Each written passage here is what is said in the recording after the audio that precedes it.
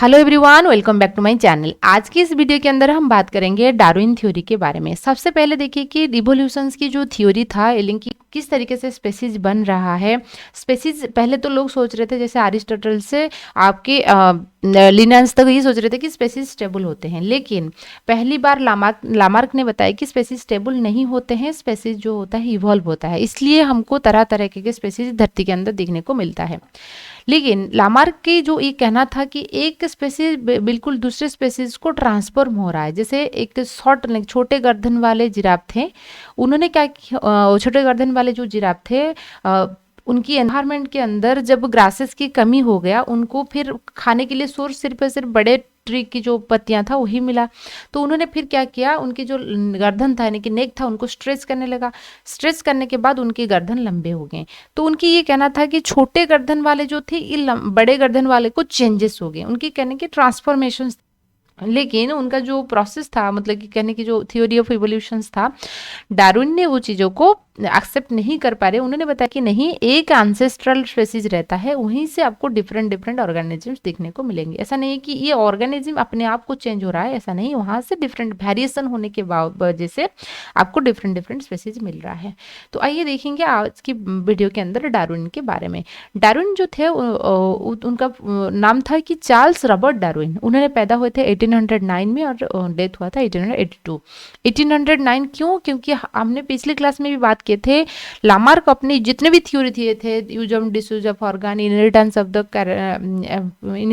Acquired character, जितने भी theory दिए थे सारे फिलोसॉफी जूलॉजी की बुक में पब्लिश हुआ था। और वो बुक कब पब्लिश हुआ था? 1809 में। ठीक है, देखिए कितना बड़ा कोइंसिडेंस है। तो लामार्क की जो थ्योरी था ना, वो इतना दिन तक चल रहा था। डार्विन पैदा हुए, फिर डार्विन पीएचडी जब कर रहे थे 22 साल में, उन्होंने जब पीएचडी स्कॉलर थे, उनकी जो थेसिस था वही नेचुरल सिलेक्शंस के ऊपर था, यानी कि उनके जो पेपर था, स्पेसीज कैसे इवोल्यूशन हो रहे हैं उसके ऊपर उनका पेपर था। फिर जब उस टाइम पे क्या हुआ था, एक वॉयज का मतलब कि आपको समुंदर में यात्रा करना पड़ेगा, ठीक है, जल यात्रा जिसको हम बोलते हैं वॉयज। तो होता क्या है, उनके गवर्नमेंट से उनकी यूनिवर्सिटी को एक मैसेज, मतलब कि कॉल आया था कि कोई नेचुरलिस्ट की ज़रूरत होता है और आपसे मतलब कि आपकी इंस्टीट्यूट से किसको भेजना है। क्यों? क्योंकि एक्चुअली क्या होता है ना, अभी जैसे हम कोई दूसरे कंट्री को जाना है तो हम कैसे जाएंगे? एरोप्लेन के थ्रू जाएंगे। अभी जो रोड वगैरह है अच्छा है, लेकिन उस एक टाइम था ऐसे अच्छा नहीं था। तो एक एरिया से दूसरे एरिया को जाने के लिए, दूसरे कुछ खोज करने के लिए जो जरिया था वो था सिर्फ और सिर्फ पानी। ठीक है, तो लोग क्या कर रहे थे, इतना बड़ा मतलब कि शिप जो था, उसको उसके अंदर खाना पीना सब कुछ मतलब कि अरेंज करके वहाँ पर घूम रहे थे। ठीक है, आपने पढ़े होंगे कि भास्को दा गामा जो थे इंडिया को, मतलब उन्होंने उनकी खोज किए थे। तो वैसे ही सारी चीज़ें हुआ था। तो एक वॉइस के अंदर वो सारे लोगों को अपॉइंटमेंट करते थे। साइंटिस्ट हो गए, इकोनॉमिस्ट हो गए, ठीक है, मेटालॉजिस्ट हो गए। मान लीजिए कोई मेटाल मिल जाएगा, ठीक है, पेट्रोलियम, कोल वगैरह। तो वो सारी चीज़ें कहाँ पर क्या चीज़ें मिल रहा है वो ढूंढ रहे थे। एक तरीके के आप मान सकते हो, अमेरिकन सोसाइटी के अंदर ये चीज़ होता है। तो उन्होंने सोचा कि कहीं ना एक नेचुरलिस्टिंग को पोस्टिंग किया जाए। तो मान लीजिए कोई डिफरेंट तरीके के पेड़ पौधा मिल जाए, एनिमल मिल जाए, जो हमारे दवा बनाने के लिए या हमारे यूजफुल चीज़ों के लिए यूज होगा। तो इसलिए उन्होंने एक नेचुरलिस्ट की पोस्टिंग किए थे, और नेचुरलिस्ट के तौर पर आप गए थे डार्विन ने। ठीक है, अच्छा, यहाँ से उनकी जर्नी स्टार्ट हो गया, यानी कि जो उनकी जो पेपर तो उसके ऊपर था, उनकी जो सोचने की तरीका है वहीं पे आ गया। तो journey of Darwin started when he had travelled through the naturalist as a naturalist in the sea voyage name HMS Beagle. उनकी जो शिप का नाम था एचएमएस बेगल था। 5 साल के लिए उनकी जर्नी थे, तो 1932 से 1937। ठीक है, अच्छा, उन्होंने South America, South Africa, Australia and Galapagos island इतने एरिया घूमे थे। घूमने के टाइम पे उन्होंने जब गालापागस आइलैंड को गए, ठीक है, गालापागस आइलैंड में जब उन्होंने देखा कि जो गालापागस आइलैंड होता है वो पैसिफिक ओशन से मतलब कि उसके अंदर होता है। और आपकी ये क्या रहेगा, गालापागस आइलैंड एक एरिया नहीं है, छोटे छोटे 20 आइलैंड को लेके ही बना हुआ है। और उन्होंने बताया कि गालापागस आइलैंड जो होता है, this is the living laboratory of the evolutions. Evolution study करने के लिए एक जीता जाता लैबोरेटरी होता है, प्रयोगशाला होता है। ठीक है, अच्छा, उनकी ये कहना था। क्यों उन्होंने बताए थे? क्योंकि उनको इस आइलैंड के अंदर इतना बड़ा टर्टल दिखने को मिल रहा था, बहुत बड़ा, सबसे बड़ा लिजर्ड्स भी वहीं पे दिखने को मिला था, फोटो पे जैसे दिखते थे टर्टोइज को, एंड बहुत सारे फिंचेस। ठीक है, फिर उन्होंने क्या किया, जब वो उस मतलब कि वॉइस से बाहर निकल के आ गए, आने के बाद उनका जो थिंकिंग था कि उन्होंने जो फिंचेस देखे थे कहाँ पर, आपकी गालापागोस आइलैंड पर, ये चीज़ देखिए, उनकी ये मानना था कि जो फिंचेस होता है उनका एक एंसेस्ट्रल स्टॉक है, एक एंसेस्ट्रल स्टॉक से आपको डिफरेंट वेराइटी, जो 20 आइलैंड था, छोटे छोटे आइलैंड था, उसमें जो डिफरेंट डिफरेंट फिंचेस यानी कि बर्ड्स आपको दिखने को मिल रहा है, उनका एंसेस्टर एक रहा है। उनकी ये कहने के मतलब था, जैसे कि मान लीजिए जो आइलैंड है वो एक टाइम था जब लैंड एरिया, अमेरिका की लैंड एरिया के साथ कनेक्टेड था। ठीक है, अच्छा, तो मान लीजिए कोई नेचुरल हैजार्ड हुआ, उसमें बीच में पानी आ गया, वो अलग हो गए। जो एंसेस्ट्रल स्पेसीज, जो बर्ड्स अमेरिकन के अंदर था, यानी कि मेन लैंड के अंदर था, वो चले गए यहाँ पर। ठीक है, अच्छा, ये 20 आइलैंड के अंदर वो चले गए। यहाँ पर तो मतलब कि आइलैंड है, उसके अंदर तो खाना पीना अच्छा रहेगा और स्पेस भी अच्छा है, तो खाना पीना और स्पेस अच्छा है तो कोई फिर वापस आने के लिए कोशिश करेगा क्या? नहीं करेगा। ठीक है, सारे सुविधाएं हैं तो कोई क्यों वापस करेगा?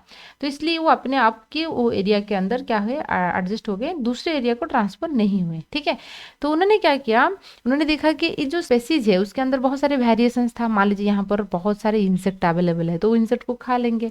ठीक है, मान लीजिए और कुछ होते हैं, कैक्टस अवेलेबल होता है तो ये कैक्टस को खाएंगे। तो कैक्टस को खाने के लिए उनकी जो बिग साइज है वो कैसे होना चाहिए, मान लीजिए कोई एक सीड खा रहा है, उनका थोड़ा हार्ड होना चाहिए क्योंकि सीड की जो कवरिंग है उसको निकालना है। ठीक है, तो इसी तरीके से उन्होंने क्या बताई कि एक एंसेस्ट्रल स्टॉक है, वहां से आपको डिफरेंट डिफरेंट वेराइटी के स्पेसीज मिल रहा है। ठीक है, देखिए, Darwin collection of the bird from the Galapagos, he concluded that finches originally belong to the same ancestral stock, migrated many years from American mainland to Galapagos island. बहुत साल हो गया वो उन्होंने मेनलैंड से आइलैंड को चले गए।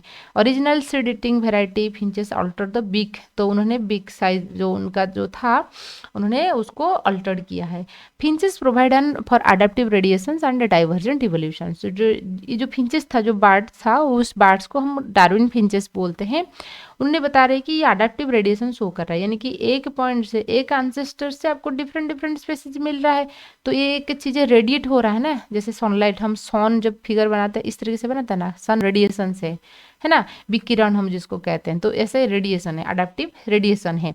अडेप्टेशंस के लिए अपनी एनवायरनमेंट के अंदर कौन सी चीज़ें मिल रहा है, अवेलेबल है, उसके अकॉर्डिंग उन्होंने क्या किया, उनकी बिग की साइज चेंज हो गया, और उनकी जो बिग साइज चेंज हुआ वो नेक्स्ट जनरेशन को भी ट्रांसफर हो गया। जब कोई अडेप्टेशन जीन के लेवल पे चेंज होगा, हम उसको अडेप्टेशन, मतलब कि ऐसा बदलाव जो जीन के अंदर आ जाए, तो जीन के अंदर आ जाए तो क्या होगा, नेक्स्ट जनरेशन को ट्रांसफर हो जाएगा, उसको हम अडेप्टेशंस कहेंगे। तो अडेप्टिव रेडिएशंस हम उसको कहते हैं। और डाइवर्जेंट इवोल्यूशन, एक पॉइंट से निकल के डिफरेंट डिफरेंट दिशा में जा रहा है, इसलिए हम उसको डाइवर्जेंट इवोल्यूशंस कहेंगे।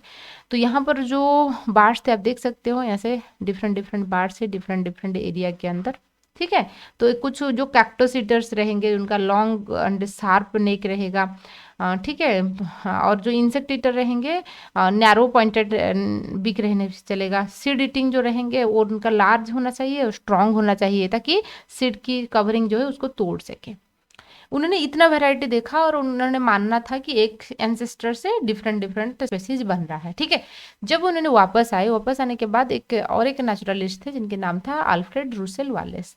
उन्होंने एक थ्योरी लिखे थे, उन्होंने वो चीज़ मतलब कि वो चीज़ डार्विन को पढ़ने के लिए दिए थे। डार्विन ने देख के मतलब एकदम हैरान हो गए, उनको लगा कि कैसे मैंने जो सोच रहे थे देखकर प्रैक्टिकली वही चीज़ कैसे वालेस ने उनको थ्योरेटिकली लिखा है कि एक स्पेसीज से डिफरेंट डिफरेंट स्पेसीज बन रहा है। ठीक है ना, Alfred Russell wireless was the naturalist independently propose the theory of evolution by natural selection.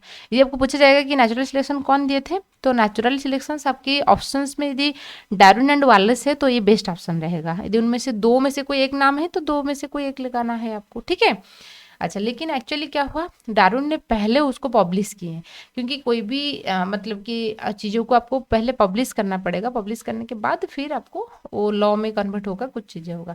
तो डार्विन ने पहले पब्लिश किए हैं, तो इसलिए हम डार्विन नेचुरल सिलेक्शन ऐसे पढ़ते हैं। लेकिन आइडिया जो था एट ए टाइम वालेस ने भी वो चीज़ बताए थे कि एक स्पेसीज से डिफरेंट डिफरेंट स्पेसीज बन रहा है और वो उनकी जीन के लेवल पे चेंज आ जाएगा, तो हम उसको क्या बोलेंगे, अडेप्टेशंस बोलेंगे। तो उन्होंने जो थ्योरी ऑफ नेचुरल सिलेक्शंस के बारे में बताए थे उसके बारे में हम डिस्कस करेंगे कि किस तरीके से एक ऑर्गेनिज्म से डिफरेंट ऑर्गेनिजम्स बन रहे हैं। ठीक है। अच्छा, सो थ्योरी ऑफ नेचुरल सिलेक्शंस क्या कहता है देखिए। तो उनकी पहला कहना था कि ओवर प्रोडक्शन, ये कहना था कि जितने भी ऑर्गेनिजम्स आप देख रहे हो दुनिया भर में, सारे ऑर्गेनिजम्स की क्या होता है, एवरी ऑर्गेनिजम्स हैज द, सारी ऑर्गेनिजम्स की एनॉर्मस पावर होता है फर्टिलाइजेशन करने के लिए। जैसे कि आपने एक डॉग के बारे में सोचे, एक डॉग से 5 बच्चा पैदा होता है, 5 से मतलब 2 साल के बाद फिर वो बच्चे 5 यदि सारे के सारे जिंदा रहेंगे फिर 25 हो जाएंगे, वो 25 सारे के सारे जिंदा रहेंगे, वहाँ फिर 2 साल के बाद 125 बच्चा पैदा करेंगे, 620 मतलब 650 बच्चा पैदा करेंगे। समझ रहे हो ना, 625। तो मतलब कि लगभग 2 4 6 8 साल के अंदर अंदर एक डॉग से 625 डॉग आपको मिल रहा है। समझ रहे हो ना। इस तरीके से यदि मतलब कि ग्रो करेगा क्या, सारे ऑर्गेनिजम्स रिप्रोड्यूस करेंगे और जितने भी रिप्रोडक्टिव ऑप्शंस होते हैं सारे जिंदा रहेंगे, तो पूरा का पूरा धरती में तो आपको सिर्फ डॉग ही नजर आ रहा होगा ना। लेकिन ऐसा होता है क्या, हमारे एनवायरनमेंट के अंदर जितने डॉग्स, डॉग, एलिफेंट, कैट, मतलब सबकी नंबर क्या रहता है, मेंटेन रहता है। समझ में आया ना बात। ये मेंटेन रखने के लिए एक चेक पॉइंट होता है। ठीक है, चेक पॉइंट होता है। जैसे कि ह्यूमन की बात करेंगे, एक्चुअली क्या हुआ था, और एक साइंटिस्ट थे माथुस, वो मतलब कि वो इकोनॉमिस्ट थे, उन्होंने इकोनॉमिक्स के बारे में बताए थे। उन्होंने बताए थे कि ह्यूमन सारे दूसरे ऑर्गेनिजम्स में ऐसे कर लेते हैं, लेकिन ह्यूमन के नंबर मान लीजिए बहुत ज़्यादा हो जाएगा, नेचर क्या करेगा, कोई नेचुरल हैजार्ड लाएगा। जैसे कि आपकी फेमाइन हो गया है ना, ड्रॉट हो गया, तो बहुत सारे लोगों को खाली खाना नहीं मिलेगा तो उनका डेथ हो जाएगा। तो ये होता है नेचुरल चेक पॉइंट। मान लीजिए वोल्केनिक इरप्शंस हो गया, बहुत सारे लोगों का डेथ हो जाएगा। जब भी नेचर में लोगों की संख्या यानी कि ह्यूमन की संख्या ज़्यादा हो जाता है, इस तरीके से नेचर रोल प्ले करता है, उसको हम बोलते हैं कि नेचुरल चेक पॉइंट। सो उनका कहना था कि सारे ऑर्गेनिज्म, इवन if अपने सबसे स्लोएस्ट ब्रीडर एलिफेंट को भी ले लीजिए, वो भी यदि जितना बच्चा पैदा कर रहा है, सारे बच्चा यदि जिंदा रहेंगे और आपको बहुत सारे धरती में सिर्फ एलिफेंट, मतलब कुछ सालों के बाद सिर्फ एलिफेंट ही देखने को मिले और कोई स्पेसीज रहने के लिए जगह नहीं मिलेगा। लेकिन नेचर में ऐसा होता है क्या, नहीं होता है। क्यों ऐसा नहीं होता है, क्यों, क्योंकि जितने भी स्पेसीज ऑर्गेनिजम्स पैदा होते हैं उनके बीच में कॉम्पिटिशन स्टार्ट हो जाएगा। ओवर प्रोडक्शन के बाद आता है कि struggle for existence. Struggle for existence का मतलब क्या है, जितने भी ओवर, मान लीजिए ओवर प्रोडक्शन हो गया, एक डग से 5 कुत्ता बन गया, पपी बन गए, वो पांचों के बीच में क्या होगा, कंपटीशन होगा। कंपटीशन हमेशा क्यों होता है, फूड एंड स्पेस के लिए होता है। और याद रखिए कंपटीशन 2 तरीके का होता है, एक इंटर स्पेसिफिक कंपटीशन होता है और एक इंट्रा स्पेसिफिक कंपटीशन होता है। इंटर स्पेसिफिक कंपटीशन जैसे हम बोलते हैं कि between the different species, different species के बीच में हो रहा है। मान लीजिए टाइगर एंड डियर के बीच में हो रहा है, तो हम उसको इंटर स्पेसिफिक कंपटीशन कहेंगे। और एक होता है इंट्रा स्पेसिफिक कंपटीशन, टाइगर के बीच में हो रहा है, लायन के बीच में हो रहा है, तो हम उसको इंट्रा स्पेसिफिक कंपटीशन कहेंगे। इंटर स्पेसिफिक जो सेम स्पेसीज के बीच में जो कंपटीशन होता है, this is more harmful than the inter specific competition. क्यों, क्योंकि चॉइस सिमिलर रहेगा ना, इसलिए वो भी, जिस मान लीजिए आप और आपकी बहन दोनों या भाई दोनों चिकन उसको पसंद है, तो दोनों एक प्लेट आएगा, तो उन दोनों के बीच में क्या होगा, कंपटीशन स्टार्ट हो जाएगा। मान लीजिए एक को चिकन पसंद है और दूसरा को और कुछ पसंद है ना, मशरूम पसंद है, तो उनके बीच में तो कंपटीशन नहीं होगा। ठीक है, तो सेम स्पेसीज के बीच में जो खाने हैबिटेट रहने की हैबिटेट जो होता है वो सिमिलर होता है, इसलिए इंटर स्पेसिफिक कंपटीशन जो होता है थोड़ा हार्मफुल होता है। ठीक है, नेक्स्ट हम बात करेंगे जो नेचुरल सिलेक्शंस में ये बताता है कि वेरिएशन। उनकी ये कहना था कि जितने भी ऑर्गेनिजम्स आपको नेचर के अंदर देखने को मिलता है सब में वेरिएशंस होता है, कोई 2 इंडिविजुअल ऐसा नहीं मिलेंगे कि सिमिलर मिलेंगे। ठीक है, और ये वेरिएशंस, कुछ वेरिएशन होता है बेनिफिशियल वेरिएशंस जो जरूरत होता है जिंदा रहने के लिए, और कुछ होता है हार्मफुल वेरिएशंस, हार्मफुल। और बैड वेरिएशंस जो होगा ऑब्वियसली जो स्पेसीज है उनका नंबर ही डिक्रीज हो जाएगा, क्योंकि नेचर उसको सपोर्ट नहीं करेगा। फिर उसके बाद देखेंगे नेचर किसको सिलेक्ट कर रहा है, जो फिट है उसको सिलेक्ट कर रहा है। हम फिट किसको कहेंगे, जो जिंदा रहता है और रहने के बाद रिप्रोड्यूस करता है, और उनकी रिप्रोडक्टिबल ऑर्गेनिजम्स, जो रिप्रोडक्शन ऑर्गेनिज्म जो है वो आगे चलकर भी फर्टिलाइजेशन कर सकता है। तो इसको हम बोलते हैं कि inheritance of the useful variation. फिर origin of formation of new species, ये सारे जो चीज़ें होते हैं न्यू स्पेसीज बनाने के लिए हेल्प करेंगे। अब हम बात करेंगे उन्होंने जो नेचुरल सिलेक्शंस की बात की उसको प्रूव करने के लिए क्या क्या एग्जाम्पल बताए थे। सबसे पहले जो ये जिराफ वाला कहानी हम ले लेंगे।